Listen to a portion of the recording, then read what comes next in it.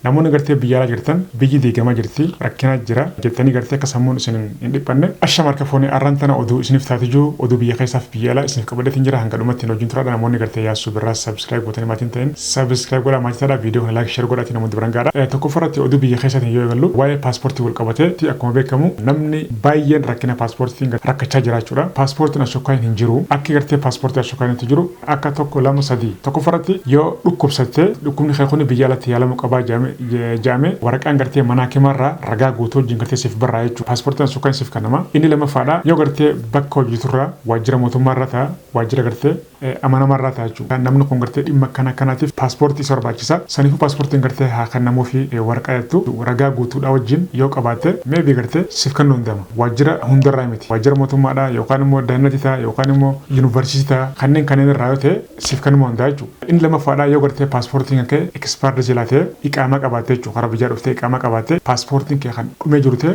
guyyaa lama sadiitti paaspoortii siif kennamaa jechuudha. Ashokkaan siif kennama. Kun birrii 6,000 kan fakkaata si kafalchiisaa jechuudha. Waa'ee paaspoortii wal qabatee rakkina dukkaa jira. Nama gartee paaspoortii jirachuudhaaf ji'a 7 9 waggaallee gartee nama taa'ee eeggachaa jiru jiraachuu. Nama haaraa immoo ishaaraa kan taa'ee eegaa jiru waggaa tokko ol hanga gartee waggaa 1 fi ji'a 5 warra taa'ee eegaa jiru jira. Kan gartee keessaan dhufee waraqaa baallama isaaniitti ergee jiru jechuudha. Garuu mootummaan rakkina paaspoortiidhaa furmaataniin kannaa jechaa jira. Garuu dhibbaan dhibbatti furmaanni lafan buune. Mootummaan garuu irra dalagaa jira. Akkuma jiru immoo rakkina gartee migireeshina keessa jiru tokkollee gartee sirreessaa jira. Garuu dhibbaan dhibbatti illee sirreessu baatu rakkina sirreessaa jira.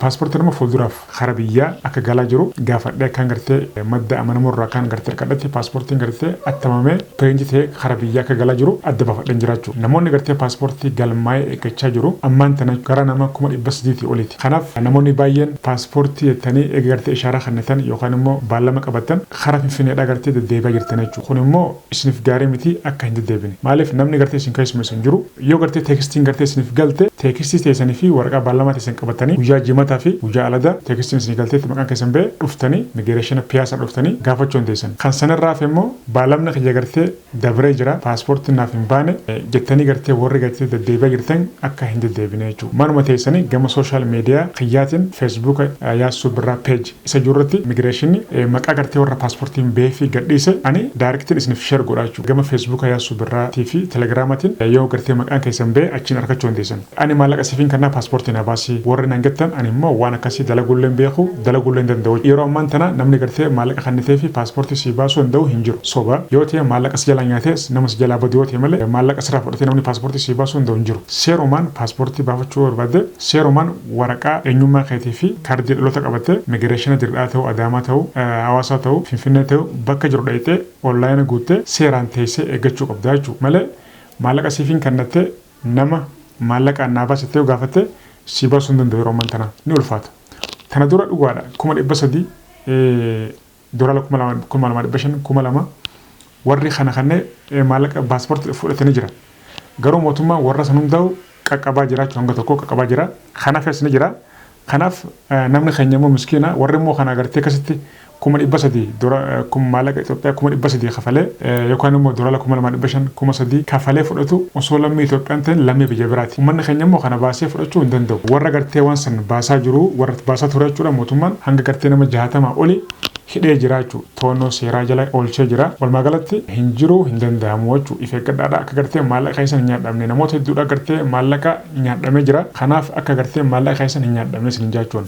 Inni biraa waa'ee gartee lammiilee Itoophiyaa kan gartee biyya Saudi Arabiyaa hojiidhaaf achi deeman kan deemaa jiru wal qabate mootummaan Saudi Arabiyaadhaa ibsa baaseen kaleessa gartee akka ibsa baasetti lammii Itoophiyaadhaa kan achi hojjetan miindaa akka irraa hir'isu ibsa baasee jiraachuu. Kan kana booda dhufanillee gartee miindaa gartee duraan mootummaan lameen itti waliigalan irraa hir'ise akka dalaysiisu ibsa baasee jiraachuu. Osoo gartee lammii Itoophiyaa qofan ta'in lammii Itoophiyaatiin dabalatee Keeniyaa, Baangilaadesh, Filipiin, Yuugaandaa fi Sirilankaa biyyoota kana akka miindaa irraa hir'isu mootummaan Saudii ibsa baasee jiraachuudha. Inni biraa waa'ee dhimma hulaa galaanaatiin wal qabate akkuma beekamu mootummaan Dr. Abiy Ahmed waa'ee hulaa galaanaatiin wal qabate dhimma kana kan gartee irratti dalagaa ture irratti hojjechaa ture waggaa 3 ga'ee jiraachuu. Garuu uummataaf hawaasaaf ammaan tana gartee dirree baasee ibsa malee ture jiraachuu. Ammaan tana addunyaan guutuun gartee ajandaa godhanii wal jala gartee darbaa jiran. Mootummaan Itoophiyaadha waraanni Itoophiyaadha makalakaan Itoophiyaadha biyya Somaaliidha kan eegaa jiru kan gammatti eegaa jiru kan gartee dhiiga isaa gannaqee biyya sana eegaa jiru ammallee gartee makalakaa Itoophiyaa jechuudha. Kun kan osoo jiru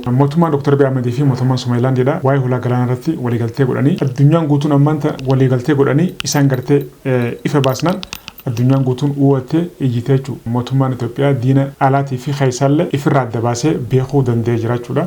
Waliigalteen kun diina biyya keessaatii fi biyya alaallee gartee adda baasee ifa nu godhee jira jechuudha. Mootummaan Itoophiyaa balbala hulaa galaanaa harkachuun isheedha waan afaan qabne kuni dirqama jiraachuudhaati. Osoo lolaan hin ta'in tolaan dippiloomaasummaadhaan kannanii fudhachuu irratti waan murtaa'ee jiru jechuudha. Kuni gartee waan gartee irratti dalagamee xumuramee amma gartee addunyaadhaaf biyyaaf ifa godhan malee waan gartee ammaan tana guyyaa keessaa ifa godhame miti. Namoonni tokko gartee lolli warra joosnu jira. Lolli kan jiru mootummaan Itoophiyaa yeroo ammaan tana mootummaan Dr. Abiy Ahmed osuma gartee katti lolli gartee keessaa fi alaan gartee itti jiru mootummaa gartee jabaatee hidda godhatee meeshaa waraanaa gartee teekinooloojii gartee haarawaan gartee hidhatee humna guddaa jabaa qabatee godhatee jiru jechuudha. Kanan ammoo yeroo ammaan tana kana wajjin namni gartee ni lolaa jiru waan jiru natti fakkaatu. Biyya Somaaliyaa keessa waraanni makalakaan Itoophiyaadha nama 20 oltu jira. Kan gartee biyya sana eegaa jiru jechuudha. Kun akkuma jiru ta'e biyya keenya nagaa rabbiyaa godhu nagaa feenaa jechuudha. Mootummaan Faransaadha yeroo ammaan tana biyyoonni gartee gurguddatan hundi isaanii jechuudha Ameerikaan qabatee Faransaan qabatee waa'ee gartee dhimma hulaa galaanaa kanarratti mootummaa Itoophiyaadha magaraja duubaan dhibbatti deeggarsa godhaafii jiranii Itoophiyaan gartee hulaa galaanaa achiin harkachuun isiidha qabachuun isiidha nageenya gartee naannoo sanatiif isaaniif gaariidha jechuudha. Kuni waan afaan qabne jechuudha. Kan akkasii beekuu qabdanii isin jaa. Kanaaf namni keenya immoo waa'ee biyya irratti biyyaaf tumsuu qabdan malee gama biraa fakkaachuu hin qabdanii isin jaani. Mootummaan Faransaadha waraana baharaa jechuudha. Itoophiyaadhaaf gara nama 36 oli leenjistee eebbistee karaa biyyaa galchitee jirti jechuudha. Akkasuma meeshaa waraanaa hedduu jechuudha. Itoophiyaadhaaf qaalii galtee ammallee gartee markaboota gartee waraanaa dalagaa fi jirti jechuudha. Arallee Paarlaamaan Faransaadha waa'ee gartee dhimma kana wal qabatee mari'achuudhaaf Finfinnee galanii jiran jechuudha. Diimaadhaa fi ministeera raayyaa ittisa biyyaa wajjin har'aan tana teessumarra jiran jechuudha. Mariirra jiran jechuudha. Kun maal agarsiisa? Itoophiyaan dhibbatti hulaa galaanaa akka harkattu shakkiin hin jiru jechuudha.